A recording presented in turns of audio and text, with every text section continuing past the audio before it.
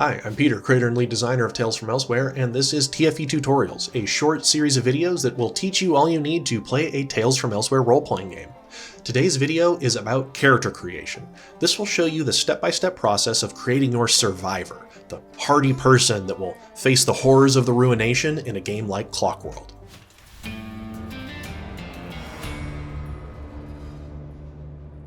Survivors, as we call the player characters in TFE, are an average person like you and me, called to action through necessity or dire circumstances. They're defined by their backstory elements, their profession, their culture, and their incident. These three elements determine your skills, knowledge, equipment, traits, and edges, all the mechanical parts that make you, you. They also provide you with a ton of role-playing and narrative ideas, helping immediately connect your survivor to the world, its people, and its history. This isn't a rigid structure with predefined classes. Instead, you build your own playstyle from the ground up through a step-by-step process. So let's make Temeki one of the example survivors featured in the rulebook. I'm imagining her as someone who travels from town to town, helping in any way she can with no real normal day job.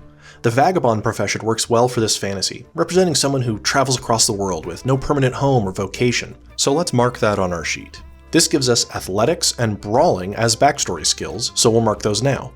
We have 3 traits to choose from: cautious, easygoing, and generous. With what she's been through in her past, I'm thinking she'd be cautious, so let's write that down. Vagabond gives us access to geography, woodcraft, and wondrous technology as knowledge categories, so we'll note those on a scratch piece of paper for now. We lock those in later. Our profession's edge choice must come from the bruiser or survival categories, so we'll mark those on the first edge slot on our sheet. We lock that decision in later on once we have the full picture of the character. Lastly, let's write down the equipment she gains from being a vagabond. Some simple traveling and survival gear, that'll come in handy.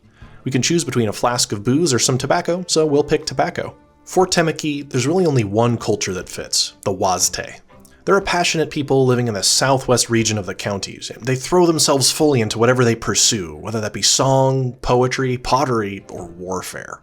This gives us dexterity and melee as backstory skills, and we can pick from laconic and romantic for our trait. Let's go with laconic for that dry humor. We'll note arts, medicine, and Wazte for knowledge, and the assassin and crafting categories for our second edge. The Wazte culture gives us armor, which is rare, as well as the choice between a spear and shield or 2 hatchets. Let's go with hatchets. Lastly, we must select an incident, something from Temeki's past that has forged her, pushed her out into the world. We'll go with lost it all. Maybe she lost her sister while defending her people from the horrors of Elsewhere, and she carries that burden with her wherever she goes. Lost it all gives us discipline and reflexes for backstory skills, and the choice between fatalistic and melancholy for traits. I don't really like either of those for Temeki, so we'll write in one of our own, which you can do for all of them if you so choose. The ones listed are merely there to get your creativity flowing. Let's give her the protective trait, as I think once she does form a bond with somebody, she'd fight fiercely to protect them. She doesn't want others to suffer the same fate as her. Now we get the woodcraft knowledge and note survival as our third edge category. Lost It All says that we remove any cash we've gotten from our other backstory elements, but we start with 3 luck rather than 1. It also gives us the choice between a hunting knife, a club, and a hatchet, so let's take another hatchet. You can never have too many of those. Now that we have all our backstory elements selected and all of our options gathered, we can lock in these decisions. From our backstory skills, we choose 1 master rank skill and 2 adept rank skills. Let's go with athletics for master, and then melee and reflexes for our adepts. She'll be fast, agile, and good with her hatchets. We then can pick any 4 skills to be novice rank, regardless of our backstories. We'll grab acuity, discipline, ranged, and might. Just a well-rounded selection. Any that remain are layman. From our list of knowledges, we pick 1 to be expert and 2 to be familiar. Let's go with expert woodcraft and familiarity with geography and the Wazte. She's at home in the wilderness and has a good understanding of how to navigate, and despite it being years since she was home among her people, she's still familiar with their practices and language. Next, we need to pick our 3 edges, each decision drawing from that backstory element's options. For our first edge, we choose between bruiser and survival. Due to her mobility, I think the vanguard edge would be fun for Temeki. This gives us a nice power boost if we move during our turn and helps fighting in melee. Our second edge has the assassin and crafting categories. I don't see Temeki as much of a crafter, so let's grab the ambusher edge from the assassin category. Temeki's adept reflexes mean she's pretty good at sneaking, so she can get the drop on foes and deliver a single deadly blow.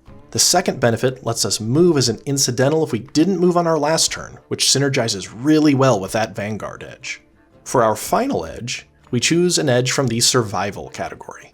I like the idea that Temeki fights to protect herself and others, and when things get tough, she really comes into her own. So we'll give her the Vendetta edge, which lets her mark enemies that hurt her friends, granting her various defensive and offensive benefits. Now all we need to do is fill in all the derived data based on our skills, edges, and equipment. We can use the quick rank reference on our sheet to check the bonuses, difficulties, and injury dice associated with each rank so we can quickly fill all that in. Last but not least, we need to write in her identity. This can contain as much or as little information as you want, whether that's a full name and pronouns, a nickname, or a title, or just how they want to be called. We'll write in Temeki, she, her. She's now ready to face the horrors of the ruination. And that's how you make a survivor. If that sounds cool to you, check out the link below to the Clockworld Kickstarter page. That's where we're going to be producing the hardcover, full artwork rulebook of the post-apocalyptic Weird West setting called Clockworld. You'll also find links to free playtest materials and quick start guides where you can jump in and start playing right away. So I hope you check that out, and if you want to learn more about the game, there are other tutorials on the playlist below. Thanks, y'all.